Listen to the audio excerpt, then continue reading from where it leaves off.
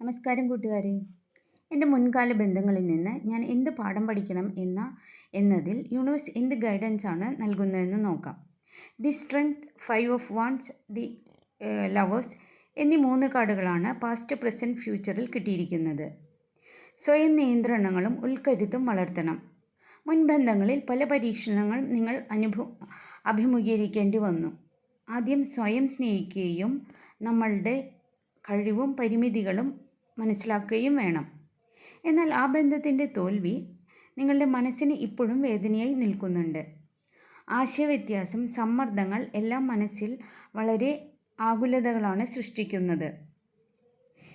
എന്നാൽ ഭാവിയിൽ വളരെ നല്ലൊരു ബന്ധം ലഭിക്കുമെന്നാണ് ഇവിടെ യൂണിവേഴ്സ് സൂചിപ്പിക്കുന്നത്. നിങ്ങൾ വളരെ സത്യസന്ധമായും ആത്മാർത്ഥമായ സമീപനമാണ് കൈക്കൊള്ളേണ്ടത്. ജീവിതത്തിൽ സ്നേഹവും